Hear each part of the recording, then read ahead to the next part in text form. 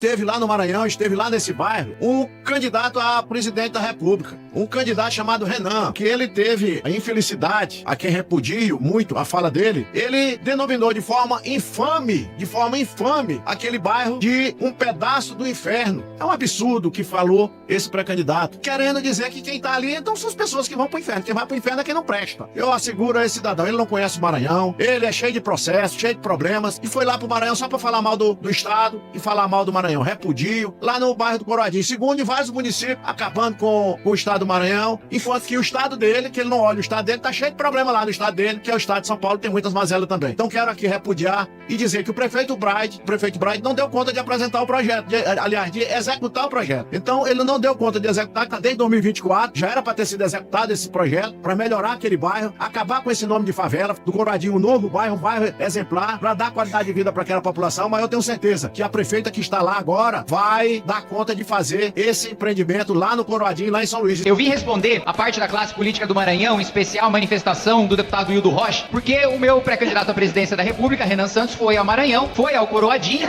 e disse que ali seria um pedaço do inferno, se referindo às péssimas condições que as pessoas moram lá, com cheiro de esgoto, cheiro de cachorros mortos no meio da rua, e o deputado Hildo quis distorcer dizendo que o Renan falou sobre as pessoas. Obviamente ele não falou sobre as pessoas, mesmo porque a maior parte dos moradores da região tem se manifestado a favor da denúncia que fez o Renan Santos. E o próprio deputado admite que desde 2020 tem um projeto parado, tanto por parte da prefeitura como por parte do governo do estado, para transformar aquela favela num bairro e não é executado. Ele diz que o Renan não fala sobre os problemas de São Paulo, que São Paulo tá cheio de problemas. Ele não acompanha, evidentemente, a trajetória do Renan Santos, que basicamente passou a maior parte do seu tempo, assim como eu, falando dos problemas do estado de São Paulo, falando da pobreza, da miséria, das favelas, do crime organizado do estado de São Paulo. Então é uma tentativa de passar pano para o verdadeiro fracasso da classe política do executivo no estado do Maranhão, que deixa os moradores do seu estado reféns da miséria, da pobreza e da corrupção. Entendo que o deputado é da base aliada daqueles que o Renan Santos criticou, mas não posso deixar isso sem resposta.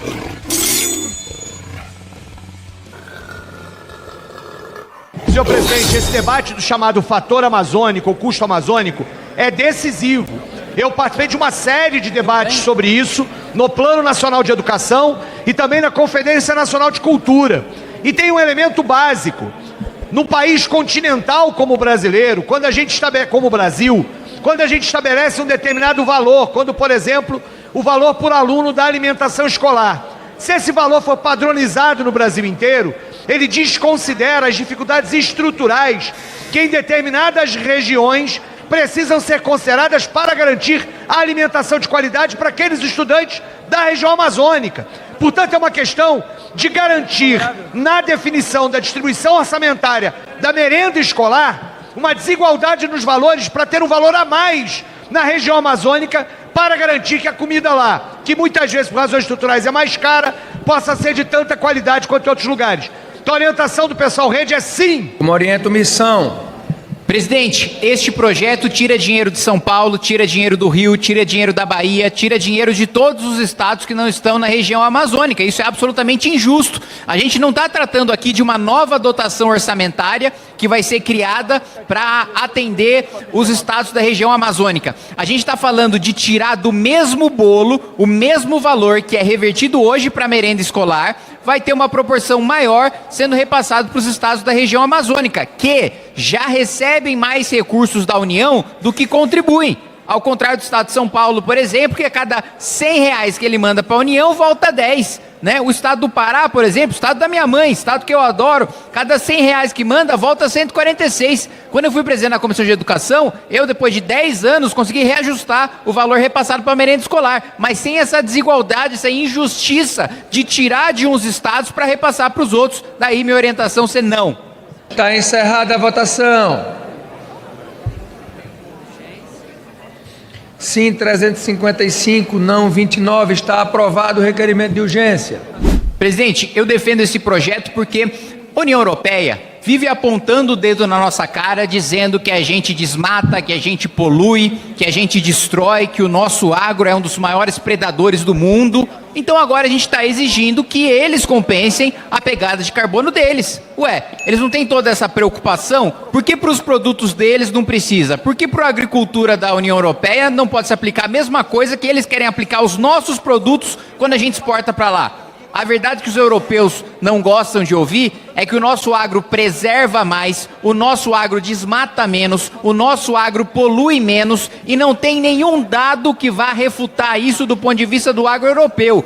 O que o agro europeu quer é criminalizar o agro brasileiro, é apontar o dedo na nossa cara para fingir que nós poluímos mais, que nós desmatamos mais, nos demonizar ao redor do mundo para o agro europeu ganhar mercado. Por isso a gente precisa reagir à altura. A orientação da missão é sim. Sim, 305, não 22, está aprovado o requerimento de urgência. Missão para orientar.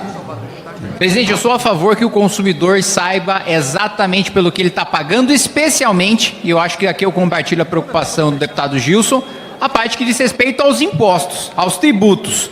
E eu estenderia até esse projeto não só para o setor de óleo e gás. Acho que a gente deveria fazer como alguns países desenvolvidos fazem, de ter um preço na estante, que é o preço sem imposto. Chega no caixa, o cara descobre o preço do imposto. Que aí a gente vai incentivar uma rebelião, uma revolta popular, se as pessoas soubessem exatamente o custo do produto e o custo daquilo que elas estão pagando. Hoje tem um negócio escondido na nota fiscal que ninguém vê ao certo. E eu diria ainda mais, isso deveria existir na folha de pagamento. O funcionário deveria receber 100% do valor que ele custa e depois ele mesmo recolher todas as verbas para ele saber exatamente quanto vai para o governo. Nossa orientação é sim.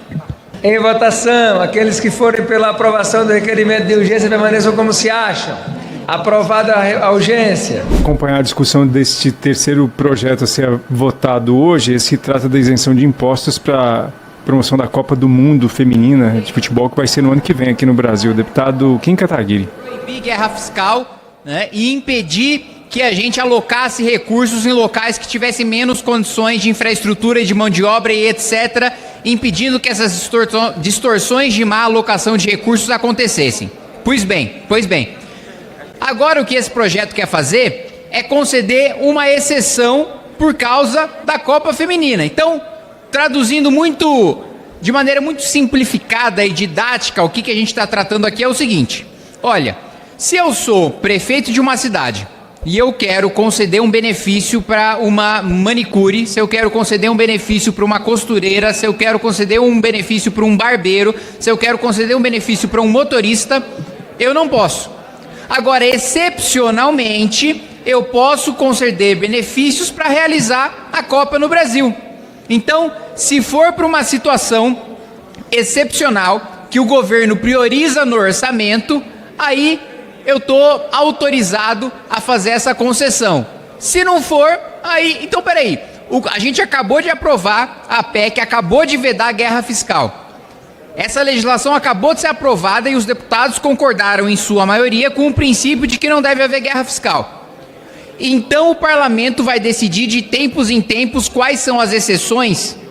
Se a gente vai decidir de tempos em tempos quais vão ser as exceções, nós estamos dizendo neste projeto que a prioridade do Estado brasileiro é realizar a Copa, ainda que isso signifique que os impostos vão ser pagos por outros trabalhadores de outras categorias que não tem nenhuma relação e que não vão ganhar absolutamente nada com a Copa sendo realizada no nosso país. Aliás, quantas e quantas vezes a gente não escutou sobre legado de emprego, de infraestrutura, de Olimpíada, de Copa. Inaugurou agora o monotrilho em São Paulo. Esse ano era para ter ficado pronto o quê? Para 2014. Inaugurou agora.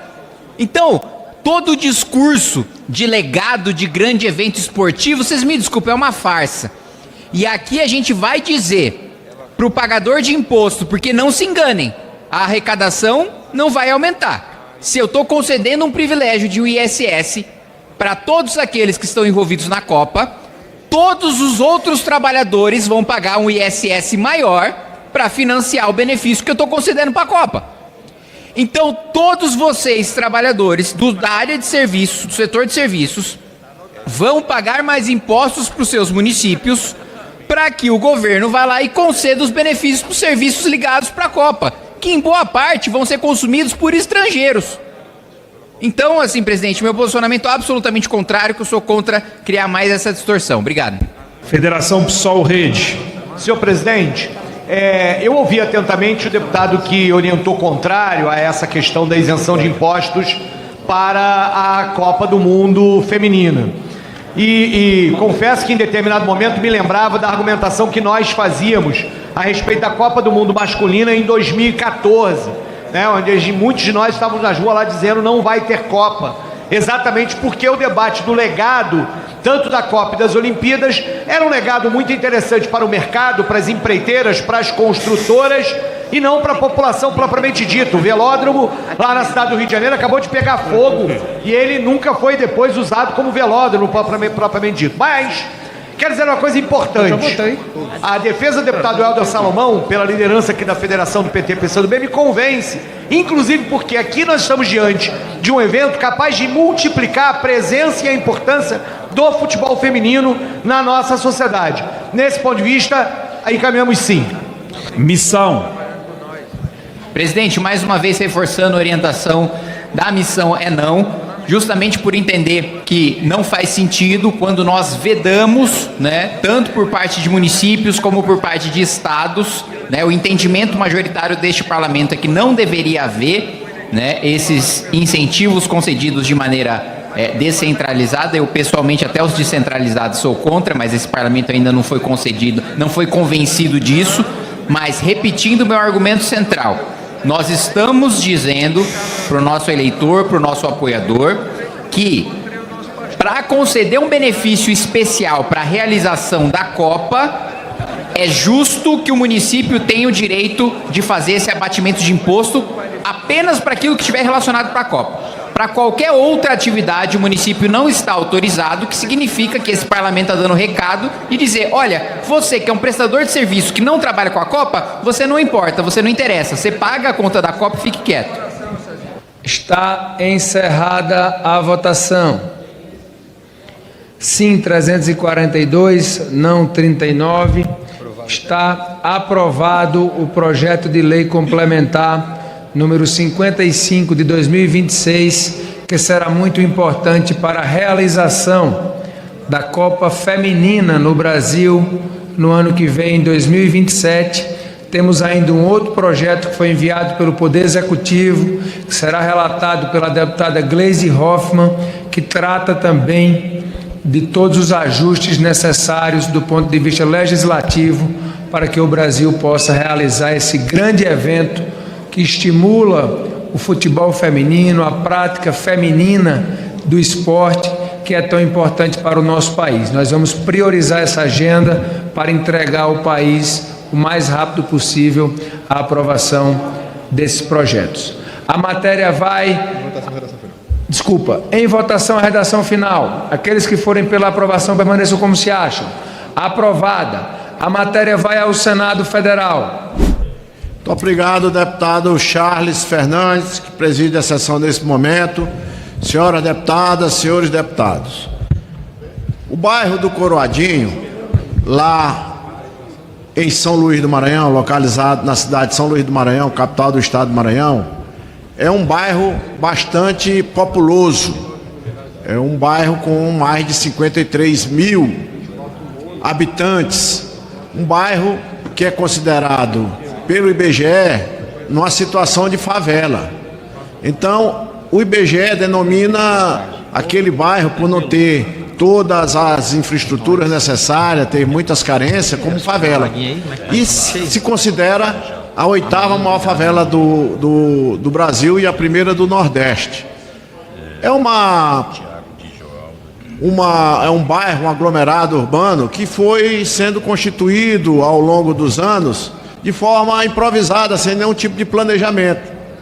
E que, com isso, não tem saneamento adequado, casas impróprias, alaga.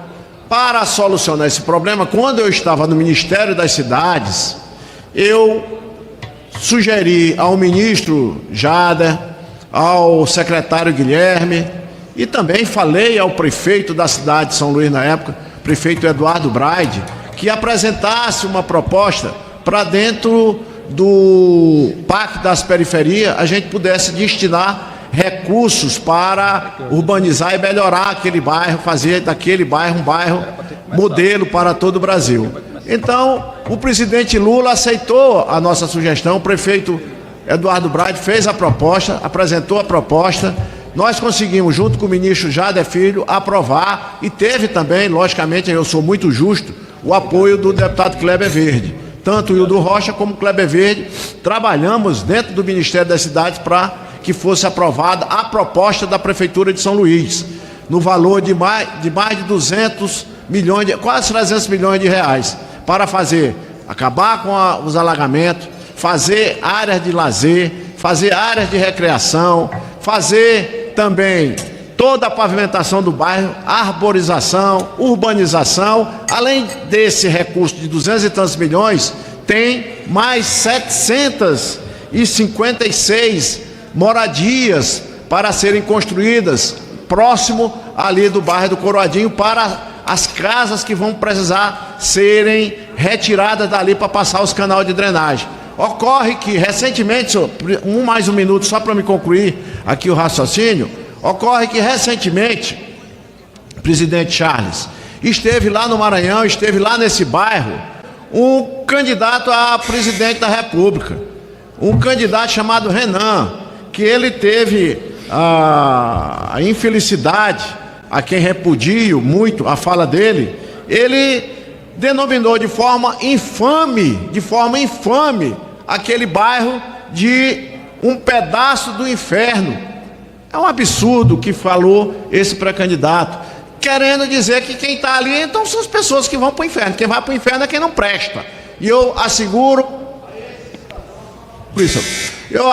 a esse cidadão, ele não conhece o Maranhão, ele é cheio de processos, cheio de problemas, e foi lá para o Maranhão só para falar mal do Estado e falar mal do Maranhão. Repudio, vamos fazer um documento aqui, assinar, vou pedir para os demais deputados federais e os senadores do Maranhão, repudiando as falas que foram feitas por esse pré-candidato, primeiro lá no bairro do Coroadinho, segundo em vários municípios, acabando com o estado do Maranhão, enquanto que o estado dele, que ele não olha, o estado dele está cheio de problema lá no estado dele, que é o estado de São Paulo, tem muitas mazelas também. Então quero aqui repudiar e dizer que o prefeito Braide não deu conta de apresentar o projeto, de executar o projeto. Então ele não deu conta de executar, que está desde 2024, já era para ter sido executado esse projeto, para melhorar aquele bairro, acabar com esse nome de favela, fazer do Coroadinho um novo bairro, um bairro exemplar, para dar qualidade de vida para aquela população. Mas eu tenho certeza que a prefeita que está lá agora vai dar conta de fazer esse empreendimento lá no Coroadinho, lá em São Luís. E se precisar do apoio do deputado Hildo Rocha, estou à disposição para ajudar a fazer com que seja concretizado esses recursos que foram destinados pelo presidente Lula para São Luís a prefeitura fazer esse novo bairro lá no Coroadinho e perder esse nome de favela. Muito obrigado, senhor presidente, que esse pronunciamento seja divulgado pela Voz do Brasil. Minuto, deputado Kim. Senhor presidente, eu vim responder a parte da classe política do Maranhão, em especial a manifestação do deputado Hildo Rocha, porque o meu pré-candidato à presidência da República, Renan Santos, foi ao Maranhão, foi ao Coroadinho e disse que ali seria um pedaço do inferno, se referindo às péssimas condições que as pessoas moram lá, com cheiro de esgoto, cheiro de cachorros mortos no meio da rua. E o deputado Hildo quis distorcer, dizendo que o Renan falou sobre as pessoas. Obviamente ele não falou sobre as pessoas, mesmo porque a maior parte dos moradores da região tem se manifestado a favor da denúncia que fez o Renan Santos. E o próprio deputado admite que desde 2020 tem um projeto parado, tanto por parte da prefeitura como por parte do governo do estado, para transformar aquela favela num bairro, e não é executado. Ainda só para fechar, presidente, ele diz que o Renan não fala sobre os problemas de São Paulo, que São Paulo está cheio de problemas. Ele não acompanha, evidentemente, a trajetória do Renan Santos, que basicamente passou a maior parte do seu tempo, assim como eu, falando dos problemas do estado de São Paulo, falando da pobreza, da miséria, das favelas, do crime organizado do estado de São Paulo. Então é uma tentativa de passar pano para o verdadeiro fracasso da classe política do executivo no estado do Maranhão, que deixa os moradores do seu estado reféns da miséria, da pobreza e da corrupção. Entendo que o deputado é da base aliada daqueles que o Renan Santos criticou, mas não posso deixar isso sem resposta. Obrigado, presidente. Gostou do vídeo? Então se inscreva no canal e deixe o seu like. Esse apoio faz toda a diferença para continuarmos trazendo mais conteúdos. Te vejo no próximo vídeo.